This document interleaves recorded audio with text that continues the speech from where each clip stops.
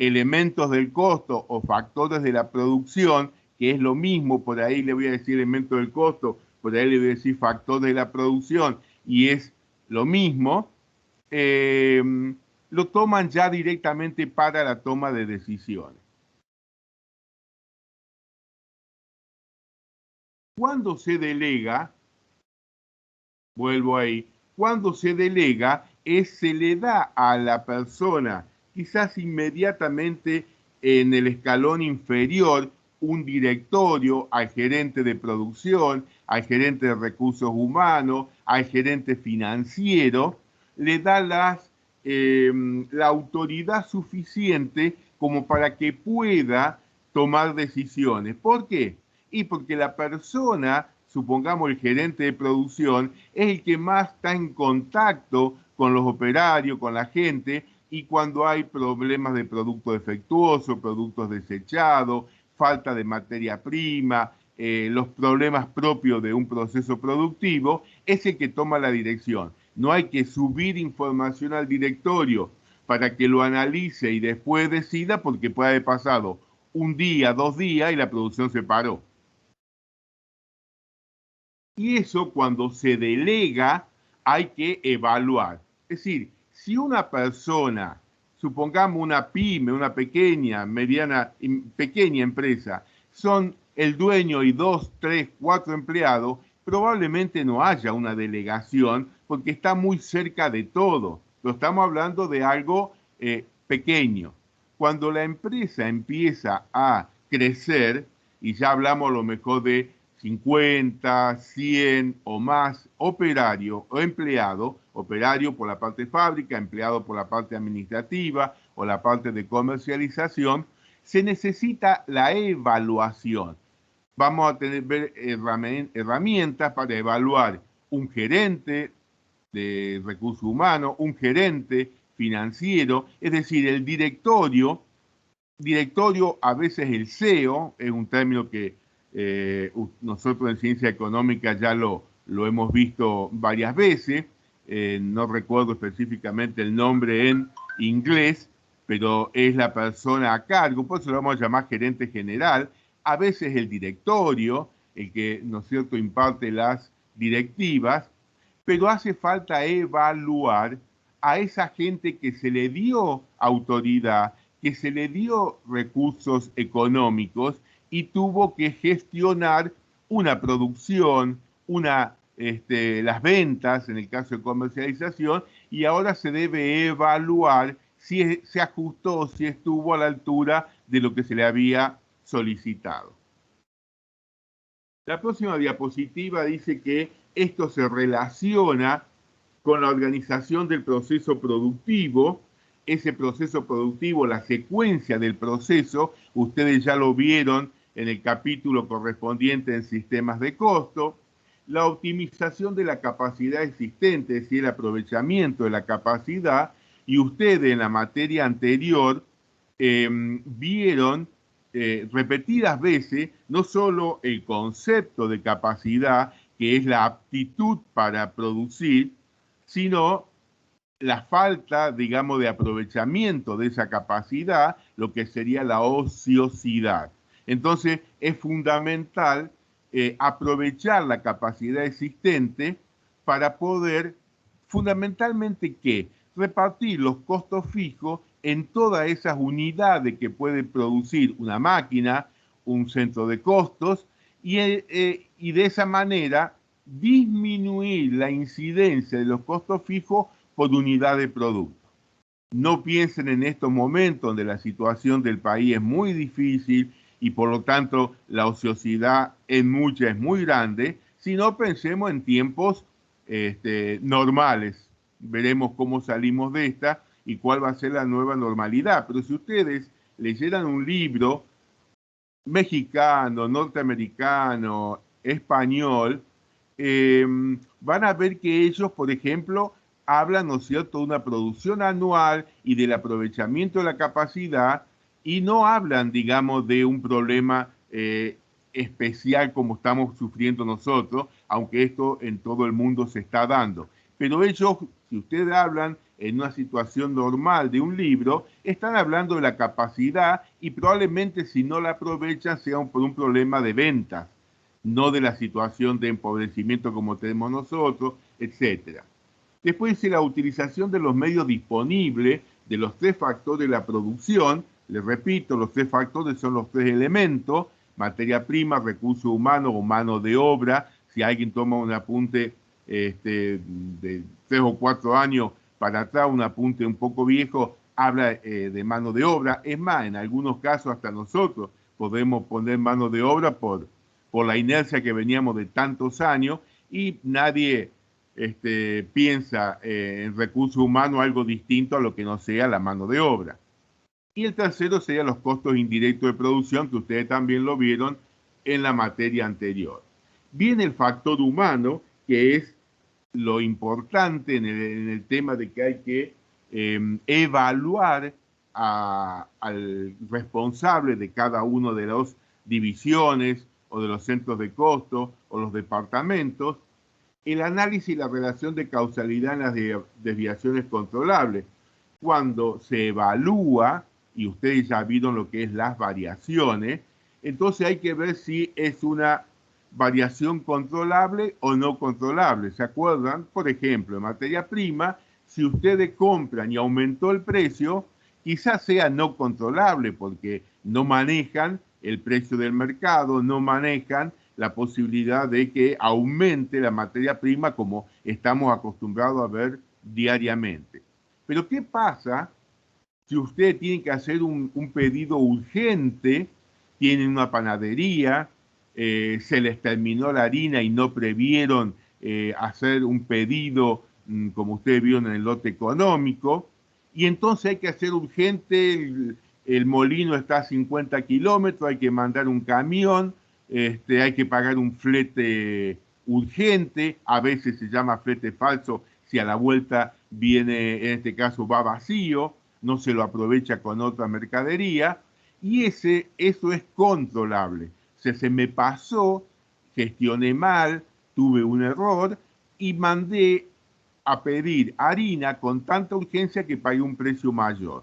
En ese caso sería un factor controlable que es responsabilidad del encargado de compras, en este caso, por el cual va a ser evaluado, y ese costo ustedes saben que va a pérdida. En realidad, esa erogación no va al costo, sino que va a pérdida.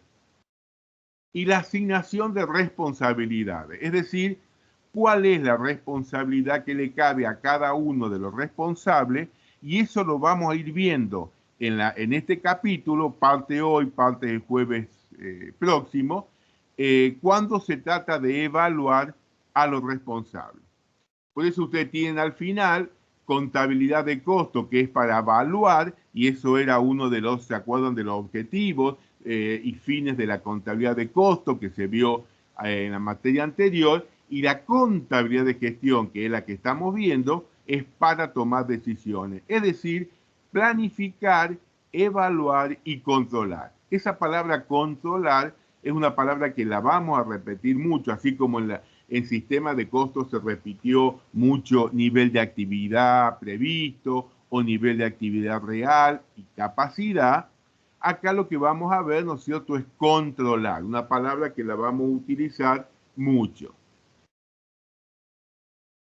La próxima diapositiva habla de ejemplos de información que provee la contabilidad de costo a la contabilidad de gestión. Son algunos ejemplos, pero por ejemplo, valga la redundancia, mezcla óptima de producción y venta. En el capítulo 5, decisiones de producción, hay dentro, porque son como varios tópicos, es un capítulo que tiene varios tópicos distintos unos de otros, pero cada uno tiene su propia esencia, su propia importancia. Está la mezcla óptima de producción y venta. Es decir, yo puedo hacer sillas, mesas y ventanas.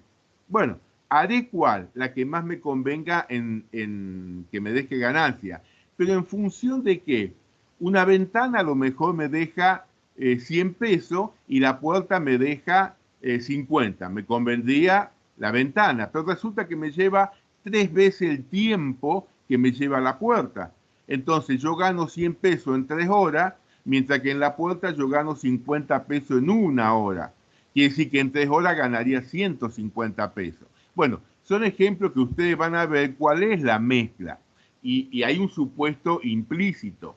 Si yo hiciera puertas, ventanas, sillas, cada uno con máquinas distintas, no habría problema. El tema es que yo la misma máquina la tengo que utilizar para hacer puerta, o para hacer ventana, o para hacer silla. Entonces, cuando la uso para un producto, no la puedo usar para el otro. Y ahí viene el tema de qué es lo que me conviene producir. Selección de materias primas alternativas también es un punto o uno más de los dentro de decisiones de producción que tiene su propia complejidad. Aceptación o rechazo de pedidos especiales. Otro, en ese mismo capítulo, que ustedes van a ver qué me conviene si aceptar o no un pedido adicional, porque a lo mejor me bajan el precio, pero yo ya tengo los costos fijos absorbido. Es decir, el alquiler, la amortización de las máquinas, a lo mejor con el mismo personal, la misma gente de seguro de seguridad.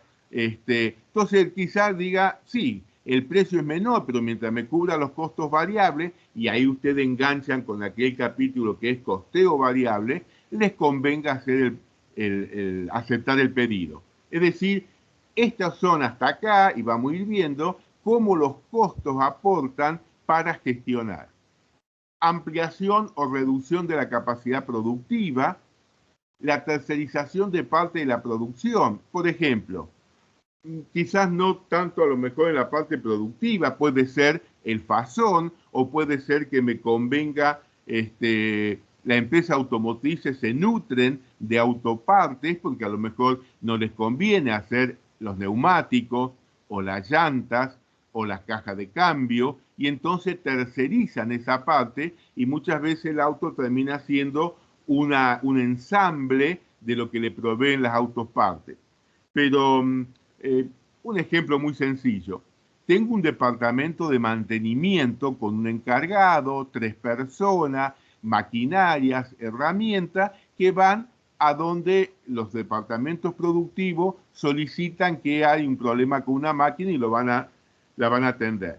Ahora, yo podría llegar a evaluar si ese departamento de mantenimiento me conviene seguir teniéndolo en función de el costo de los recursos humanos, del costo de amortización de las maquinarias, del costo que pueden tener de insumo de las herramientas, o tener un tercero que yo lo llamo y me viene a arreglar esas maquinarias. A ver, un caso más sencillo, yo puedo tener un departamento de seguridad o puedo contratar a algunas empresas de seguridad que me hagan, ¿no es cierto?, ese trabajo. Entonces, bueno, sirven los costos para evaluar, para tomar la decisión de seguir con el departamento de mantenimiento o no tener más ese departamento y contratar esa función.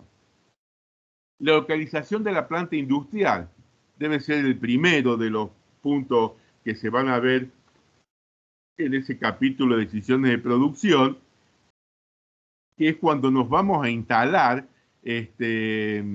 una planta industrial en general. ¿Me conviene dónde? Bueno, a veces si es una empresa automotriz, no puede ser a lo mejor localidades pequeñas por la necesidad de 3, 4, 5 mil operarios, tiene que ser ciudades grandes, por eso las automotrices están en Buenos Aires, en Córdoba y creo que alguna hay en Rosario. No es fácil que se vayan a otros lugares por la necesidad de contar con muchos recursos humanos. Nosotros, básicamente, chicos, lo que más incide, salvo esto así que no puedo instalarme por la falta de recursos humanos, lo que más incide es los incentivos fiscales nacionales. Nosotros hace ya muchos años sufrimos, le digo sufrimos los cordobeses, el incentivo fiscal que le dieron a San Luis, junto con San Juan, La Rioja y Catamarca, por una reparación histórica, le dieron incentivos fiscal que son muchas veces diferimiento o no impuesto a las ganancias, el tema del IVA. Entonces, claro, son tan fuertes estos impuestos que les conviene radicarse, como nos pasó aquí en Justo Dará o en Villa Mercedes, o le estoy hablando de localidades cercanas a Río Cuarto, o pasando a Chiras en Punilla, y entonces la gente de Río Cuarto misma iba y se instalaba porque los beneficios eran mucho más importantes que lo que le podía dar la provincia de Córdoba. Entonces, la localización de la planta industrial, ustedes van a ver que hay una serie de ítems, no solamente ese, que es el más importante, pero la necesidad de agua, por ejemplo, el sur de Córdoba, que no tenía agua potable, ahora llegó, no se podían radicar industrias porque no había el agua necesaria. El agua que se sacaba muchas veces era agua salitrosa. Entonces, bueno, hay factores que se llaman fuerzas locacionales que ayudan en la decisión de radicar o de instalar una planta industrial. O sea, otro de los elementos que los costos brindan a la contabilidad de gestión para la toma de decisiones. La fijación de precios, bueno, los precios que se fijan basados en los costos es un capítulo específicamente que ustedes lo van a ver. Análisis de venta por zona, producto, sistema de comercialización. Bueno, también se va en ese caso a evaluar. Hay un capítulo de comercialización específico, así que lo dejamos para que ustedes lo vean, pero para comentarles, si ustedes tuvieran en un directorio de un banco, salvo un banco de provincia, como el caso de Córdoba, Buenos Aires, donde en nuestra provincia van a localidades pequeñas que no es rentable, pero hay una cuestión de solidaridad y de responsabilidad social, los bancos que tienen fines de lucro no van a esas ciudades. O sea, lo que ven, ¿no es cierto?, es de radicarse a lo mejor dentro de la capital federal en distintas zonas que hay mucha más gente, que hay mucho más negocio, que hay mucho más comercio, pero bueno, los costos le ayudan a los directivos para tomar esa decisión. Y después tenemos análisis de proyecto de inversión, que es un capítulo importante, ya finalizando más la materia, que ustedes van a ver. Esto entonces serían ejemplos de información que la contabilidad de costo brinda a la contabilidad general. ¿Qué es la competitividad? Dice, es lograr una posición favorable en un sector. Esto se alcanza mediante estrategias competitivas tendientes a establecer una posición provechosa y sostenible contra las fuerzas que determinan la competencia en el sector. Y en eso hay que recordar a Porter, cuando ustedes vieron las 5 fuerzas, ¿se acuerda? Basado en permanecer en el mercado y que la tasa de rentabilidad sea mayor a la tasa del costo del capital, y las 5 fuerzas que eran la competencia, los proveedores, los clientes, esas 5 fuerzas que rodeaban al sector en el cual estábamos nosotros. Pero ¿qué significaría posicionarse? Bueno, ustedes piensen muy simplemente, si a ustedes les dicen, ¿qué leche compraría? Y a ustedes les salen 2 nombres. Lo digo simplemente para dar el ejemplo, la Serenísima y Sancor. Y hay Ilolay, hay otras 2 o 3 marcas, pero las que más le saquen son eso. ¿Por qué? Porque en nuestra concepción, digamos, en nuestro intelecto, está posicionado esas 2 marcas.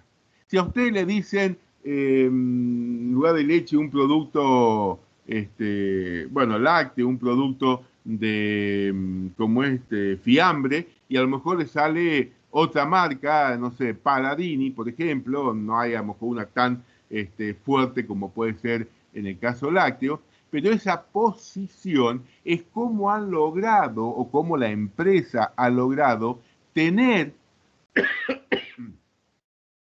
a sus productos en la mente de los consumidores. Eso es lo que tratamos nosotros, siempre hablamos de de empresas de rentables, posicionarnos en nuestros, fundamentalmente en nuestros clientes en relación con la competencia. Si soy monoproductor, por supuesto que no interesa esto, ¿no? Pero como hablamos siempre de competencia, siempre hablamos de varias empresas en el mismo sector, lo que estamos buscando es cómo está nuestro producto en la mente, en la cabeza de los consumidores. Fundamentalmente lo que estamos buscando es que esté primero, segundo, es decir, cuando hablamos de un producto, estamos hablando que hablen de nuestro producto. Eso es la posicionamiento del producto y eso es en definitiva el concepto de competitividad y aquella relación que hay con Michael Porter de las 5 fuerzas competitivas. ¿Y qué es la descentralización? En la primera o segunda diapositiva hablamos de delegar y de evaluar. Y la descentralización, ustedes tienen en sus apuntes, chicos, mucho más explicitado, más completo, pero trato de ir viendo aquellos aspectos más importantes. Dice, es el proceso mediante el cual se delega autoridad y responsabilidad en los ejecutivos de las diferentes áreas para que dentro de su radio puedan tomar decisiones de acuerdo con los objetivos estratégicos de la empresa, manteniendo autonomía para elegir la alternativa más conveniente. Bueno, yo les comentaba recién un poco sobre esto, es decir, el directorio, cuando la empresa es medianamente grande, no tiene posibilidad de capacidad operativamente de estar cerca del proceso productivo, de estar cerca de los clientes, y entonces delega en los gerentes, delega en los responsables esta que dice allí, esta autoridad y responsabilidad para que se puedan tomar decisiones. Yo les comento, porque lo tengo acá anotado en el apunte, y cuando daba clase presencial, obviamente, lo tenía acá como ayuda. Yo trabajé en un frigorífico que lamentablemente no existe más, que era de pavos. Y fue uno de los frigoríficos más importantes que hubo en la Argentina en ese momento, que llegó a tener 350 empleados. ¿Cómo empieza esto? Simplemente se los comento primero porque conocí al dueño, segundo porque uno de los hijos del dueño habíamos sido compañeros de estudio y entonces él me llevó a trabajar unos años en esta empresa. El padre de esta persona trabajaba en un frigorífico de liebres, y faenaban animales pequeños. Entonces él, tipo emprendedor, con ganas, con fuerza, con muchas pilas, como dicen ustedes, se abrió y empezó a faenar animales, pero él se dedicó al pavo. El pavo no es un producto que nosotros lo comamos permanentemente. Ustedes saben que es más para Semana Santa o para las fiestas de Navidad. Pero bueno, se empezó a hacer fiambre, se empezó a hacer cortes de pavo. Es una carne particular porque es blanca, es seca, entonces hay que ir con aderezo para que tenga un poco más de gusto a la boca, pero se hicieron productos muy interesantes. Este hombre, lo que yo le quería decir es, llegó un momento en que no podía estar en la planta, que es lo que él conocía, la planta de faena, y después tenía que ir al banco, y después tenía que hablar con los proveedores y con los clientes. Los clientes distribuían en Buenos Aires. Él puso una cadena de Target Food, se llama comida de pavo, en Villa Mercedes, en San Luis, en Mendoza, en San Juan, y cómo iban llevando los camiones esa mercadería.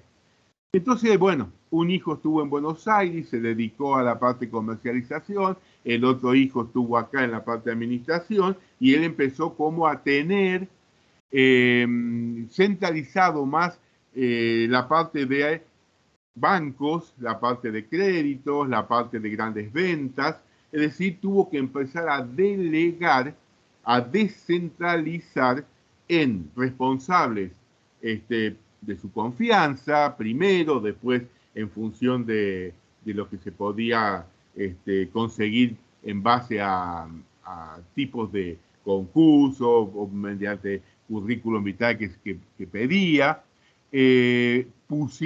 Ellos, fíjense, compraban los huevos a Canadá y tenían una planta de incubación, con lo cual había un responsable en incubación, que conocía el tema obviamente, porque si pasaba del 88% para abajo el nacimiento, ya empezaba a ser más costoso cada huevo que tenía, que salía bien.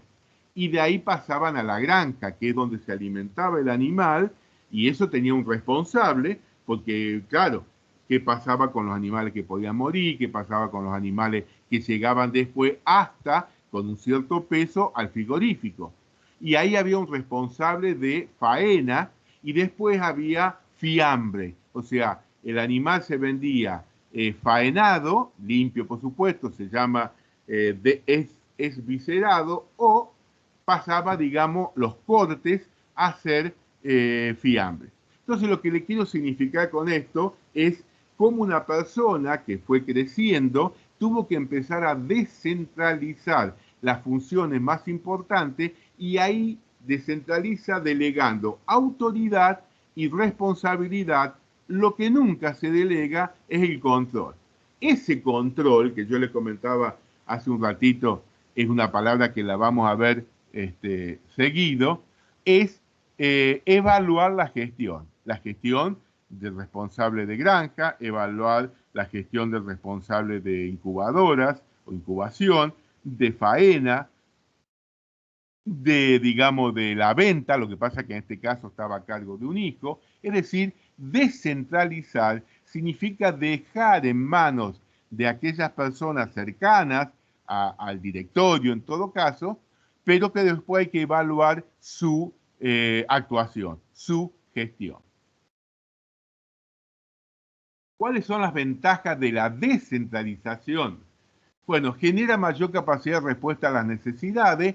Esto ustedes lo van a entender si piensan lo que decíamos recién.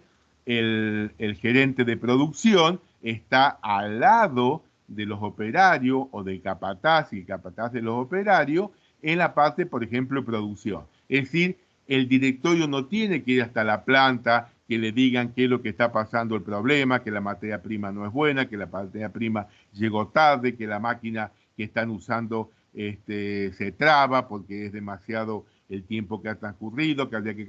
No, directamente tiene decisiones el responsable. Habrá cosas de consultar, no van a comprar una máquina muy valiosa sin el consentimiento del directorio, pero hay muchas funciones operativas que rápidamente el gerente de producción las va solucionando. Lleva la toma de decisiones más rápida, un poco lo que decía recién, y aumenta la motivación. Eso es fundamental, motivar a los responsables, generalmente en forma económica, pero se puede decir, si usted llega a tantas unidades faenadas por día, tantos animales, le podemos dar un premio. Entonces, bueno, viene el incentivo que es económico, pero en función de ciertos resultados. Usted incluso vio un incentivo en mano de obra o recursos humanos, allá en el capítulo correspondiente a los factores de la producción. Los objetivos: delegar autoridad en aquellas personas que se encuentran próximas a la tarea operativa diaria, lo hemos venido diciendo, crear el responsable idea del objetivo final de la empresa. ¿Por qué? Porque había veces que los objetivos eran los que cada uno tenía. Fíjense, el de compras, lo que quiere es comprar mucha cantidad de harina, de mercadería, de materia prima, porque consigue descuento. Ustedes ya vieron bonificaciones y descuento. En realidad sería bonificaciones por volumen. Pero el de fábrica quiere tener la mejor materia prima porque eso le va a traer un mejor producto. O sea, por ahí hay como hasta intereses contrapuestos. El de venta lo que quiere es tener la máxima cantidad posible de todos los productos que ofrezcan. No importa si, como viví en su momento en este frigorífico, había $1 millón en la cámara frigorífica, lo que necesitaba, y eso significó también uno de los motivos, más allá que después entró con dumping pavos de Brasil, y eso fue un poco lo que significó el cierre de este frigorífico.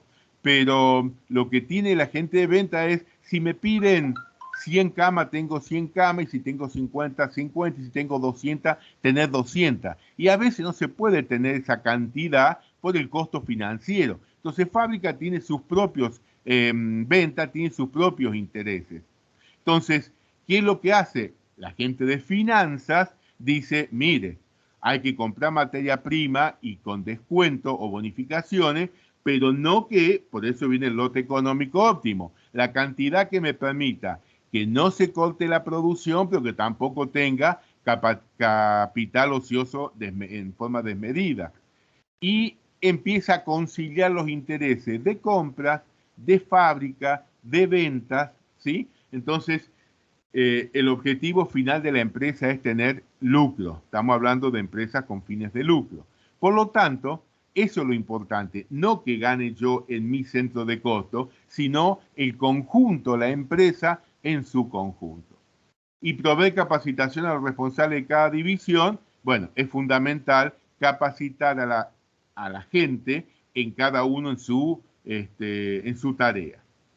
Requisito para su implantación: establecer con precisión jurisdicción de cada división. Esto es importante porque lo de recién, si no definimos la jurisdicción de compra, la jurisdicción de venta, de producción, con cierta, lo más preciso posible, puede haber que los intereses de uno entren en conflicto con los intereses de otro. Entonces, es importante que cada uno sepa hasta dónde llega su jurisdicción o llega su responsabilidad. Determinar la relación entre televisión y centro de costo, lo que estábamos diciendo. Precisar la autoridad y responsabilidad del encargado de cada división y determinar las normas de actuación, los indicadores. ¿Por qué es importante esto, chicos? Porque ahora, cuando veamos indicadores, lo que tenemos que ver es, ese indicador me va a evaluar la gestión de un responsable, y en lo posible no tiene que estar, a ver, ¿cómo les podría decir? No subordinado, sino que no debiera estar contaminado, entre comillas, dispénsenme la apreciación, pero que no esté el responsable que estamos evaluando de alguna manera influenciado por lo que vamos a ver enseguida de otro sector. O sea, queremos evaluar a esta persona lo más asépticamente posible, o sea, en lo posible, evaluarlo en función de lo que hizo y no lo que hizo a medias porque la otra parte fue influenciada por otro sector. De allí, cuando dice precisar la autoridad y responsabilidad del encargado y determinar qué indicadores vamos a utilizar. La próxima diapositiva habla de eso que son los indicadores. ¿Qué son los indicadores? Bueno, son índices que sirven para medir los resultados de una gestión, un poquito más acotada que lo que ustedes tienen allí, digamos, en el apunte, pero básicamente es eso. Son índices, ya vamos a ir analizándolo, que sirven para medir los resultados de una gestión. Es decir, ustedes vayan articulando lo que hemos venido hablando. Cada responsable tiene que rendir en función, o sea, rendir cuentas, llamémosle, en función de su gestión, y eso significa que hay que evaluarlo con indicadores para ver si cumplió o no con los objetivos que le trazó la dirección. ¿Qué ventajas tiene utilizar los indicadores? Clarificar los objetivos. Hablamos recién de que hay objetivos que pueden estar de alguna manera encadenados unos con otros, o a veces que se puedan superponer. Entonces es fundamental tener en claro, cuando vamos a analizar, cuando vamos a evaluar a un responsable, los objetivos que le dio el directorio y los recursos que él tuvo que manejar. Dos, obtener la información sobre la actividad realizada. Bueno, eso es, ¿no es cierto?, cuando nosotros, tres, conocer los resultados. Es decir, cuando nosotros veíamos las variaciones que estábamos viendo, en definitiva, los resultados. Pagamos un precio de más, ¿por qué? Por un factor controlable o por un factor no controlable, ¿sí? 4, mejorar la rendición de cuentas, o sea, los indicadores en la medida en que sean y fundamentalmente numérico, quita un poco lo que es la parte de calificación. Lo que pasa es que a veces los objetivos no solo no todos son cuantificables, porque bueno, eso sería lo ideal, sino que en algunos casos, si son, hay cierta, no son cuantitativos, sino que son cualitativos, ahí es donde interviene un poco el juicio del responsable, del que está evaluando, y eso puede traer alguna pequeña complicación. 5, controlar y mejorar la utilización de los recursos.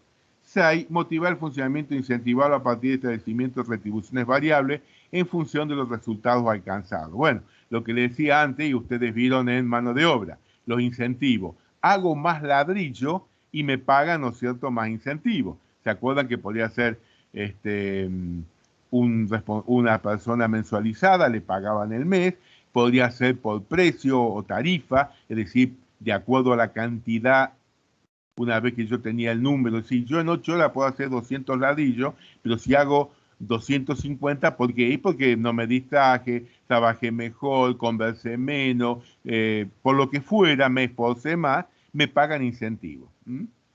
Y bueno, y eso es un poco último cuando habla de retribuciones variables en función de los resultados alcanzados. ¿Qué es el control de gestión? Y fíjense que estamos hablando un poco de la materia, ¿no? Cuando hablamos de contabilidad de gestión o para la gestión, y después el capítulo que es evaluación de la gestión o de la actuación. ¿Qué es el control de gestión? Bueno, ustedes tienen un concepto que está también más reducido, establecer en qué medida los responsables han alcanzado los objetivos. Es decir, nosotros lo que estamos buscando es evaluarlos en función de los resultados que obtuvieron, comparados, controlados, con los que le había fijado el directorio, la empresa. ¿Qué objetivo tiene el control de gestión? Determinar en qué medida el responsable cumplió con el objetivo propuesto, es decir, cuánto estuvo de cerca o si lo cumplió los objetivos dados por la empresa, identificar las causas de las variaciones, controlable y no controlable, lo hemos venido hablando, seleccionar medidas correctivas en aquellos casos de las variaciones, ¿sí? ¿Se acuerdan? Puede ser máquinas defectuosas, puede ser gente que no esté cumpliendo con el ritmo adecuado, puede ser materia prima que no sea la calidad necesaria, una buena tela para que las camisas no tengan después, o el proceso productivo no tenga producto defectuoso, unidades perdidas extraordinarias, y suministrar las motivaciones necesarias para mejorar la actuación, de nuevo, incentivos. Limitaciones, responsabilidad compartida, y ahora vamos a ver con pequeños ejemplos. Una sola actividad puede tener varios objetivos. Decía recién, una sola actividad la compra, pero además tiene la posibilidad de que después en fábrica esa materia prima no sea la adecuada, venta porque el producto no tiene la calidad que ellos quieren. O sea, una sola actividad puede tener varios objetivos y los objetivos son difíciles de evaluar cuantitativamente cuando hay aspectos cualitativos.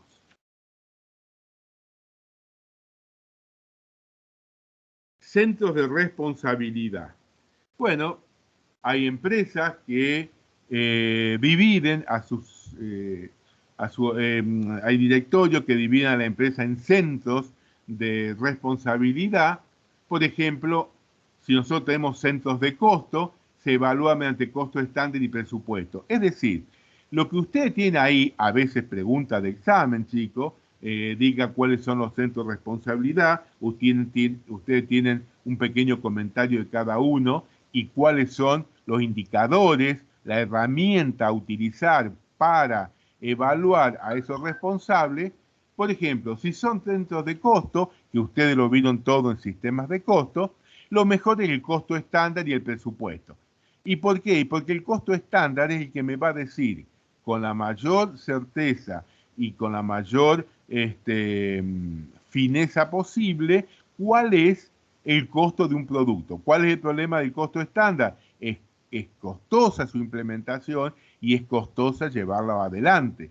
Por eso las grandes empresas pueden aplicar costo estándar. Las medianas y chicas es muy costoso, pero a los fines, llamémosle de conocimiento, si es un centro de costo, por ejemplo, lo de una empresa automotriz, el costo estándar me va a decir el tiempo, ustedes esto ya lo han visto, la cantidad de materia prima en una camisa, 1,5 metros de tela, no 1,2, 1,5, perdón, 1,9 o 2 metros, no 1,5 metros, porque ya está estandarizado, estudiado, que una camisa se puede hacer con 1,5 metros de tela. Si yo después, por algún motivo, necesité 2 metros, hay que ver si es un factor controlable o no. Es decir, la materia prima no era buena y necesité más materia prima para hacer la camisa.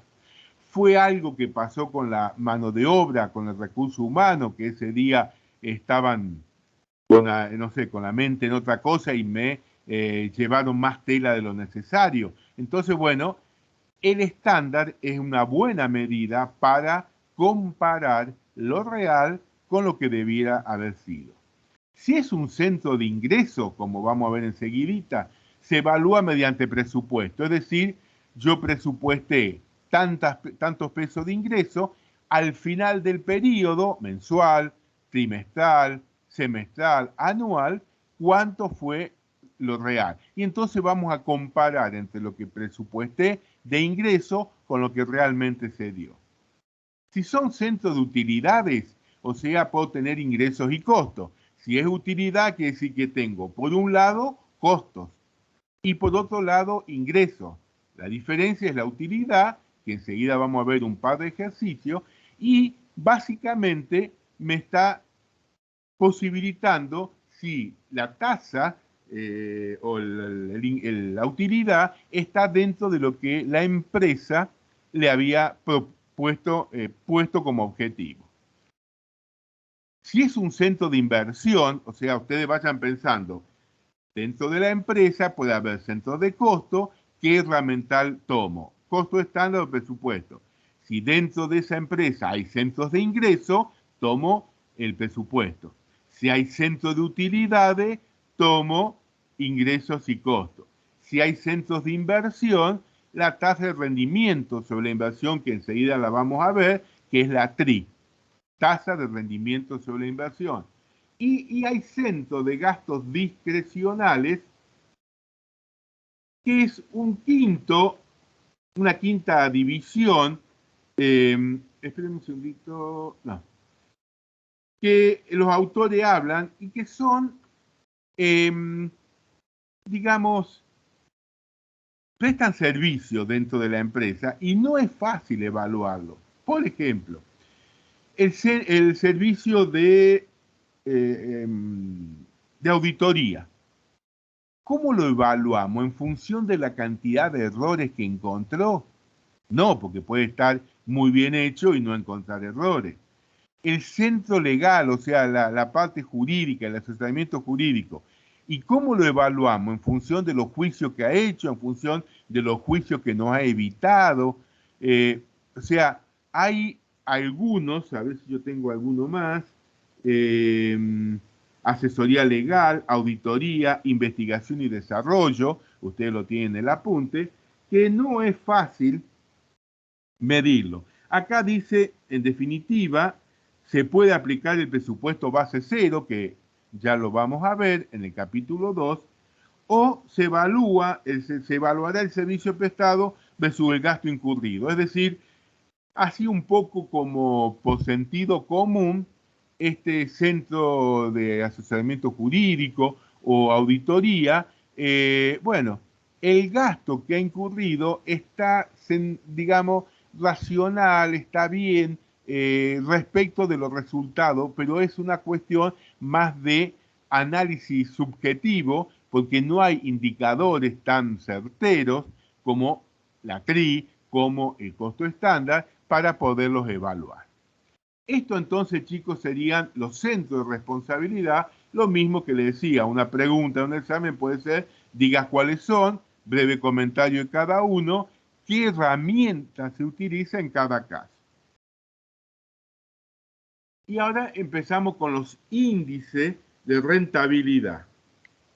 Los índices de naturaleza económico-financiera, tenemos la rentabilidad interna, que ya las pasamos a analizar, el costo estándar, que ustedes lo han visto en sistema de costo y vale todo lo que hemos visto, el presupuesto flexible, ya lo comentamos, el rendimiento del capital empleado, la TRI, y eleva un valor económico añadido, algo que a lo mejor ustedes no lo han visto, lo vamos a comentar en un pequeño ejemplo muy sencillo y cuál es el fundamento de esto.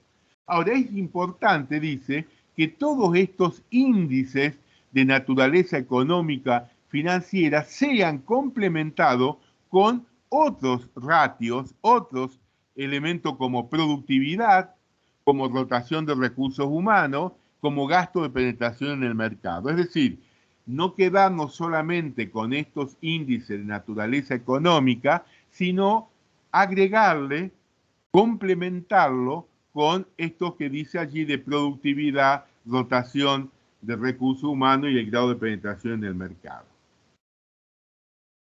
Los índices de rentabilidad, como ventaja, dice, la utilidad es una buena medida de la eficiencia operativa de la empresa. Es cierto, yo puedo ver que entre las ventas y los costos me deja una buena utilidad en términos así de apreciación inmediata. La utilidad puede utilizarse como medida de comparación entre las distintas divisiones.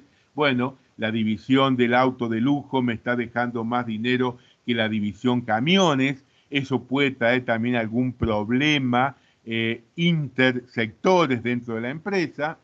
Lo que ocurre es que si yo veo que el de autos de lujo me está dando mayor rentabilidad, seguramente que las futuras inversiones que pueda hacer en función del capital que necesito, que tengo, o de la rentabilidad que dedico a inversión, sea en ese sector y no en el sector camiones. Y el estado de resultado puede poner de manifiesto las variables que producen una reducción de las utilidades. Bien, yo mirando, o sea, viendo un estado de resultado, uno puede decir en cuáles de los rubros, en cuál de las cuentas está o hay un gasto desmedido, un gasto importante, y bueno, habrá que analizarlo. ¿Qué desventaja tiene? Deben ser complementados con otros índices, dijimos recién, pueden aplicarse a centros que dan ingresos por venta interna y externa, pero se complica cuando existe transferencia interna, que lo vamos a tratar de resolver con otro punto que se llama precio de traslado interno. Una de las cosas que les quiero comentar, chicos, es que fíjense en que en la diapositiva siguiente habla de índice de rentabilidad interna, utilidad neta, después viene utilidad directa y después marginal. Volví hacia atrás. Estos índices de rentabilidad me ha pasado que cuando se preguntan ventaja y desventaja de los índices de rentabilidad, ponen las ventajas y desventajas de la utilidad neta. Ya le hice los cheques a Pablo de Milo, 30, 60, 90, y ya se los mandé para que... Graciela. Ah, disculpa. Hola, Sí, sí. Daniel. Da la información, Graciela. No, se me abrió el micrófono, no hay Ah, problema. bueno. Entonces, cuando se les piden índice de rentabilidad, se está pidiendo esto, ventaja y desventaja de los índices de rentabilidad en general. Y como por ahí lo tienen confuso, hablan de las ventajas y desventajas de la utilidad neta, que ahora la vamos a ver, o de la utilidad directa, que ahora la vamos a ver, o de la utilidad marginal. Entonces, tengan presente esto. Cuando les dicen ventaja y desventaja de los índices de rentabilidad, es esto. es de los índices de rentabilidad en su conjunto. Cuando hablan o le preguntan, o la pregunta es ventaja y desventaja de la utilidad neta o de los índices de rentabilidad interna, utilidad neta, marginal, directa, entonces es lo que ahora vamos a ver. Simplemente se los comento porque ha pasado que, bueno, han entendido mal la pregunta y se han ido para lo que viene y no sobre este punto. El primero de los índices de rentabilidad interna es la utilidad neta.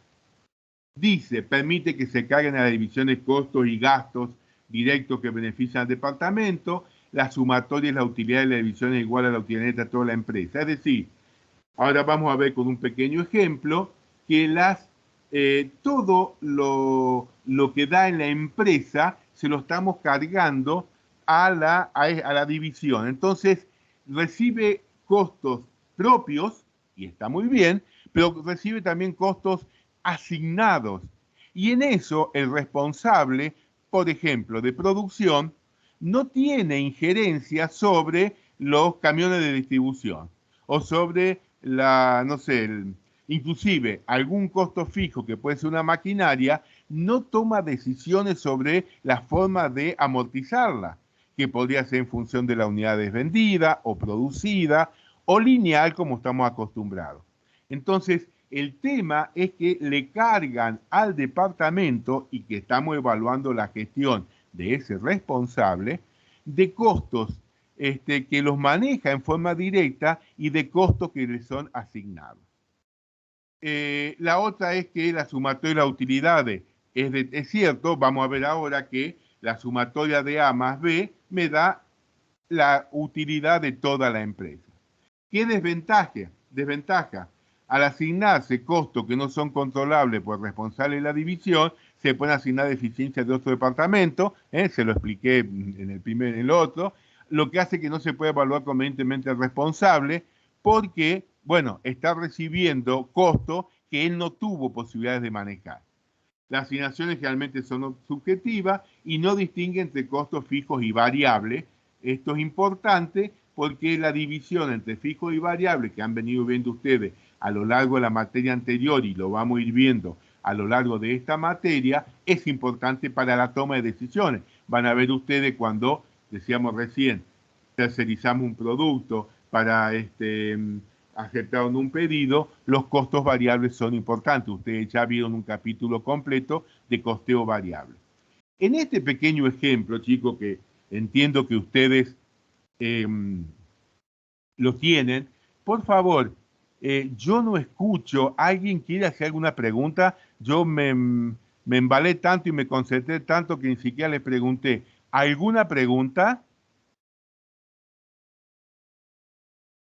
¿No? Digan no, sí, para saber que están. No, profe. Bueno, muy bien, gracias.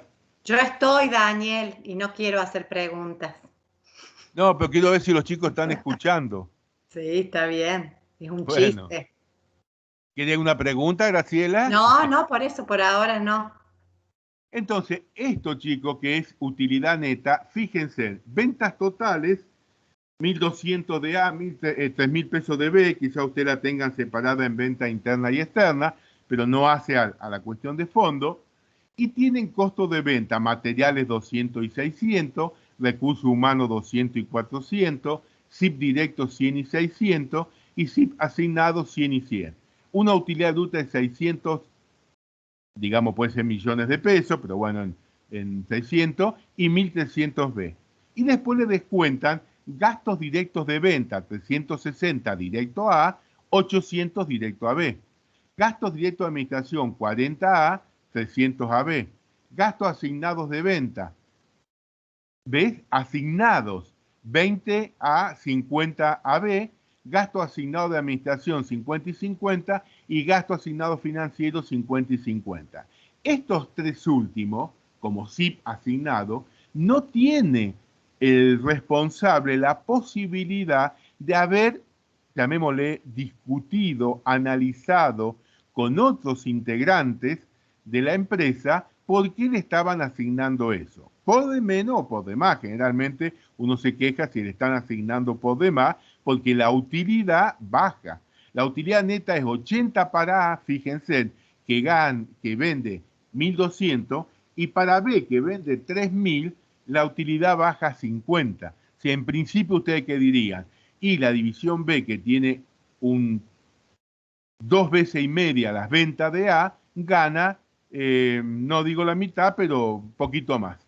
Entonces, ¿qué puede estar pasando?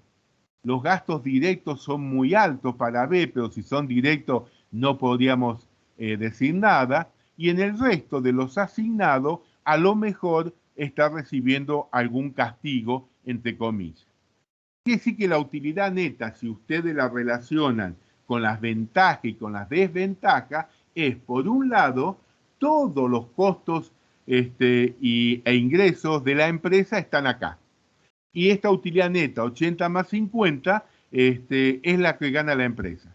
Si son millones de pesos, millones de dólares, si son pesos, son 80 más 50, 130 es lo que gana la empresa. Porque todo lo de la empresa está acá. Lo que no sabemos es si lo que está asignado está bien asignado, y cuando evaluamos la gestión del responsable de la división A o el responsable de la división B, lo estamos haciendo bien, porque no todos los costos son manejados por él.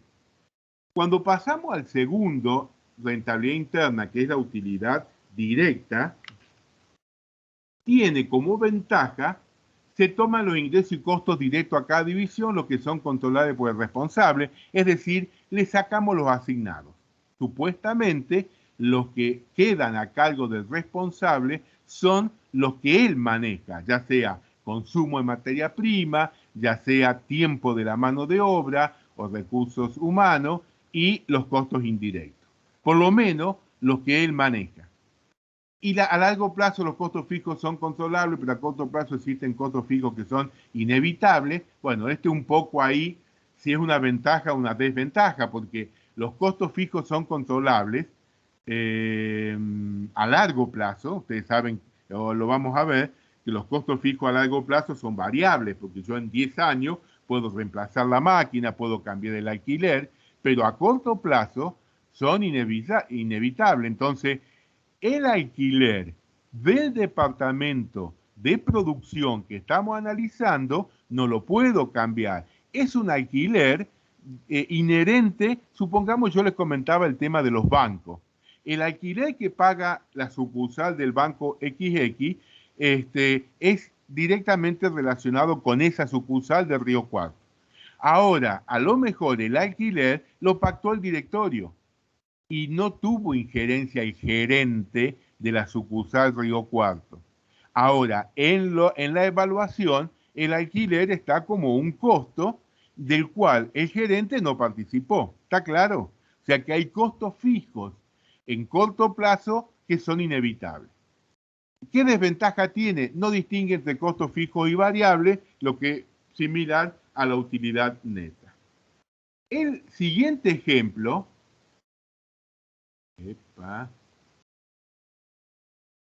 son con los mismos datos de recién, o sea, las ventas de A son 1.200 y de B son 3.000, lo que vamos a hacer es sacar los costos asignados y vamos a dejar solamente los costos directos. Materiales 200 y 600, recursos humanos 200 y 400, y los SIP directos 100 y 600. Los SIP asignados los sacamos, con lo cual la utilidad bruta directa es 600 y 1.300, y los gastos asignados que tenía A y B los sacamos, con lo cual queda gastos directos 360 y 800 y directos de administración 40 y 300. Y acá fíjense, la utilidad directa se empata, 300 y 300. O sea que aparentemente cuando hablamos de costos directos, o sea, lo que puede manejar el responsable, no está tan mal como, digamos, en utilidad neta, que era la mitad de la ganancia que daba la otra división. O sea, yo lo que quiero es que ustedes vayan comprendiendo, entendiendo que lo que estamos haciendo es evaluar la gestión mediante utilidad neta en el caso anterior,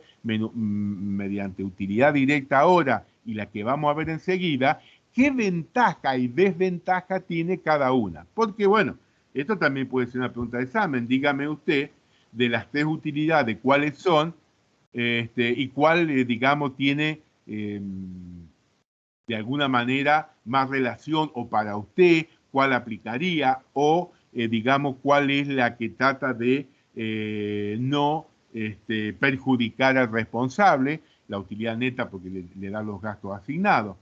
Entonces, acá lo que hacemos es tomar en la utilidad directa todos los ingresos y costos directos al centro que estamos evaluando, ¿sí? Acuérdense que podría ser un centro de costo. Esto sería prácticamente de costo y utilidad. ¿Se acuerdan? Los centros de utilidad tenían ingresos y costos. Y el siguiente es la utilidad marginal. Introduce el concepto de contribución marginal, separa los costos en fijos y variables. Con los mismos datos, y vamos a llegar al mismo resultado, lo que hacemos es separar en fijos y variables. Le dice el apunte, considere que los I variables de A es de 80 pesos, los I variables, y de B 400, o sea, separa una parte fija y una parte variable. Bueno, ustedes que han visto ya si fijo, variable, en todos sistemas de costo. Entonces, acá que tenemos materiales, por supuesto variables, 200 y 600. Los invariables le corresponden a 80, es un dato que nos dan ahora, 400 para B. Los gastos variables de venta lo consideran todos variables, 360 para A y 800 para B. Y los gastos variables de administración, o sea, lo que habíamos dado se consideran todos variables, 40 y 300. La contribución marginal, 520 y 900. Y ahí paramos un segundo. La contribución marginal que ustedes aprendieron en costeo variable es importante, chicos. ¿Por qué? No solo porque separa los costos en fijos y variables, importante para una empresa. Ustedes piensen, y a veces se ha comentado muy a lo mejor así digamos de pasillo, pero ¿por qué los comerciantes que hemos visto en Río Cuarto abren un día que ha sido declarado feriado carnaval o feriado puente? Y porque ellos saben que no abrir significa que los costos fijos lo tienen lo mismo. El día de alquiler, el día de amortización de muebles y útiles, el día de los empleados, lo tienen que pagar. Lo único que no gastan es la materia prima, si es un comercio será una prenda, una cocina, lo que fuera, pero si entran al comercio y entra gente, por lo menos van a tratar de recuperar parte de los costos fijos. Vendo la cocina, tengo una pequeña utilidad que me va a ayudar a absorber los costos fijos de ese día. Vendo una camisa, un pantalón, un vestido, y me va a permitir la utilidad que me da esa prenda o que me da ese artículo, recuperar parte de los costos fijos. Por eso, cuando ustedes vean que los días señalados como feriados turísticos, puente, carnaval, el centro comercial, incluso uno ve en algunos comercios, el lunes abrimos. O sea, se respeta los feriados como el 25 de mayo, el 9 de julio, esos se respetan. Pero hay feriados, esos puentes turísticos, que la gente o los comercios quieren abrir, otros no, porque a lo mejor aprovechan y se van esos días de vacaciones, quieren o piensan en los costos fijos que tienen ese día y que solamente lo pueden ir recuperando con alguna venta. Entonces, el separar en fijos y variables nos permite hacer este análisis. Después tienen costos fijos, los recursos humanos y los fijos, y llegamos a la misma utilidad del caso anterior, 300 y 300. Pero en las ventajas decíamos que permite analizar los costos o dividir los costos en fijos y variables. Costos estándar, vale todo lo dicho en sistemas de costo. Todas las ventajas que tiene, es costoso su implementación, pero... Daniel, ¿sí? Ahí te quieren hacer una pregunta, recién te dijeron profe. Ay, no escuché, Perdón, sí, hable. Yo quería preguntar, en el caso de que nos pregunten cuál es el más recomendable, sería la utilidad marginal en este caso, entonces. Bueno, probablemente si te preguntan, te digan fundamente su respuesta. No pongas solo contribución marginal. Contribución marginal, ¿por qué? Porque, bueno, evalúo que son los costos directos a quien estamos evaluando, al responsable, y además divide en fijos y variables. Otro compañero puede decir que es el anterior, porque toma lo directo, es decir, mientras la justificación o la fundamentación de ustedes sea coherente, razonable, a lo mejor la pregunta puede estar bien. Yo no tengo la respuesta de decirte, mira, la mejor es la marginal. Mi concepto puede que sea ese, pero qué es lo que dice cada alumno, tiene que fundamentarlo, y en la fundamentación es cuando se corrige. Bueno, muchas gracias. Muy bien. Hablen un poquito más fuerte porque debo estar sordo, chica, no las escucho. Me va a tener que enseñar, Graciela, cómo haces para ver que alguien levanta la mano. No, no levantaron la mano, te dijeron profe. Ah, está bien, está bien. Pero vos como estabas hablando no escuchaste, No por lo eso. escuché.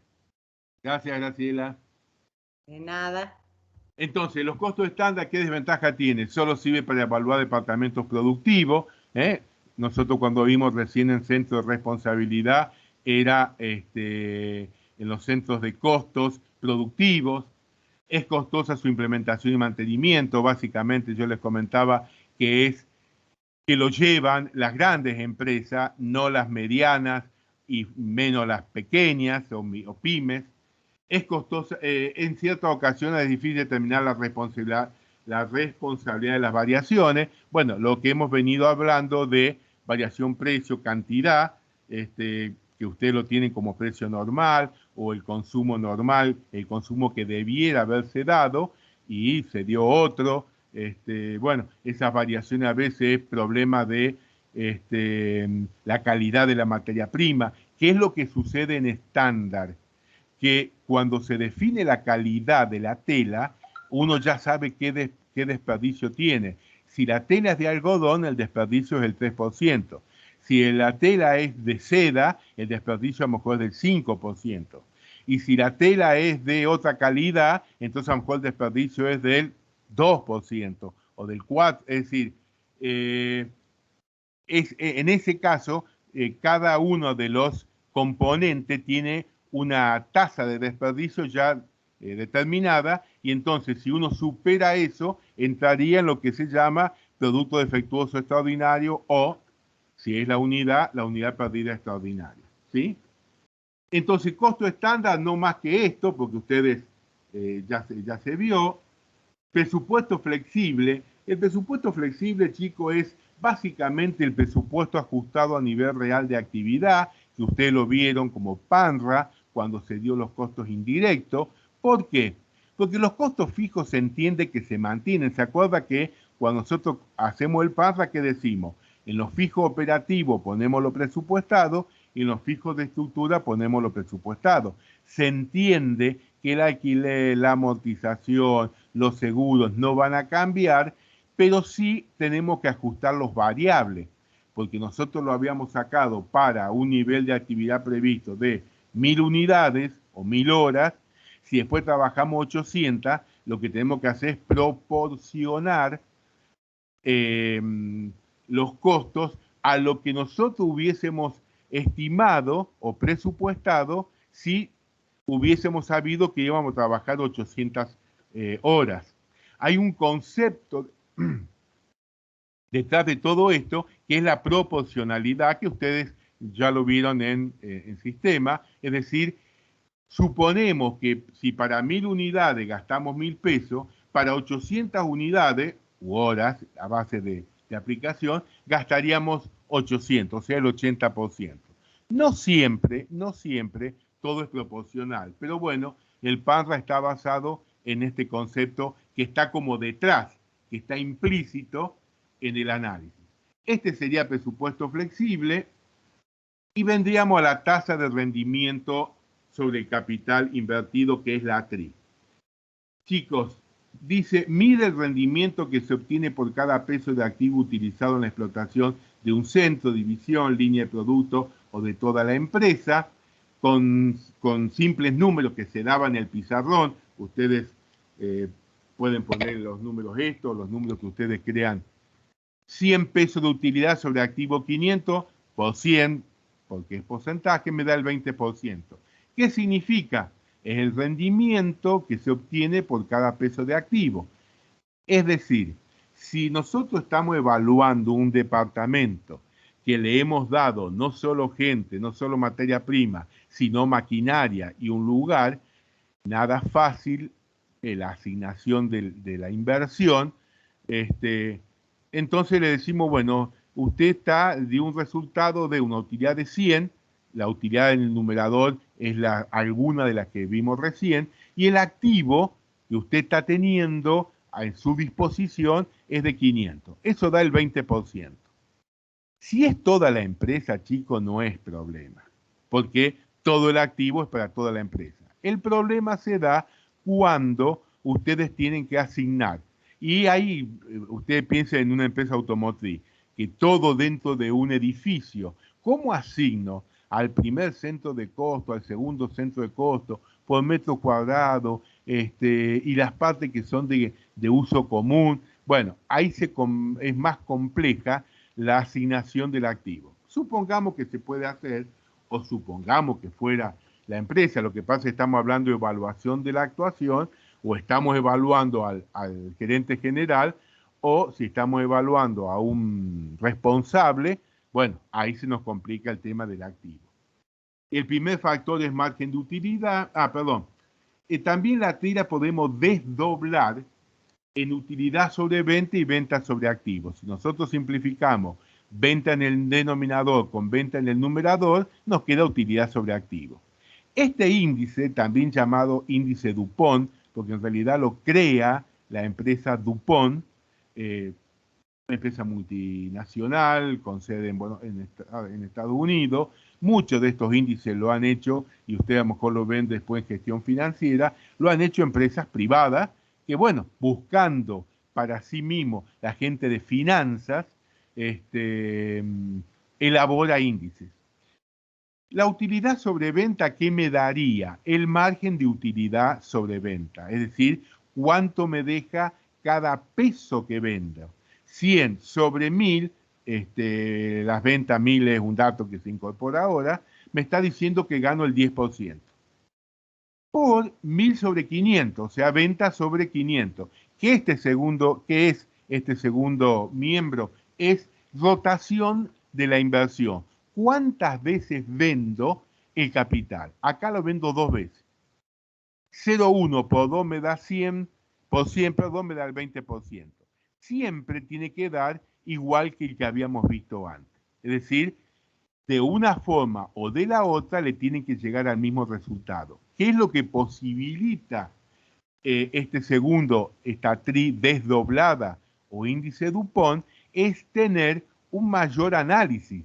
Estoy analizando cuántos pesos me deja de ventas y cuántas veces roto el capital. Piensen ustedes en un ejemplo que lo hemos venido dando porque es bien extremo y creo que fácil de entender. Si nosotros tuviéramos una joyería, no ganamos, ganamos bastante por producto, pero tenemos baja rotación, ¿sí? Vendemos una joya que ganamos muy bien, pero la rotación es mínima. Si nosotros hablamos de un supermercado, tenemos baja ganancia por producto, la leche, el pan, la yerba, y una altísima rotación, es decir, cuántas veces vendemos el activo por día, por mes, por lo que estamos analizando. Entonces, con este ejemplo, a lo mejor ustedes entienden, cuando es un negocio, como en el caso de la joyería, donde vendo poco, pero gano mucho por unidad, o tengo un mercado, un supermercado, un mercadito, donde gano poco por cada producto, pero tengo una alta rotación. ¿Está bien? Entonces, bueno, ustedes pueden ahí aplicar. Si quiero ganar más, tengo dos alternativas. Si es supermercado, rotar más. Y si es una joyería, ganar más por producto, en principio. También por mayor rotación. Pero bueno, una alhaja no se vende fácilmente, ¿no? Después vendrían las ventajas, chicos, para ir terminando. Es una tasa comprensible y afectada por todo aquello que ha influido en la situación financiera de cada división. O sea, la TRI ha sido o influyen tanto en las ventas como, ¿no es cierto?, en la utilidad, y por lo tanto es comprensible y se afecta por todo aquello que ha influido en este centro.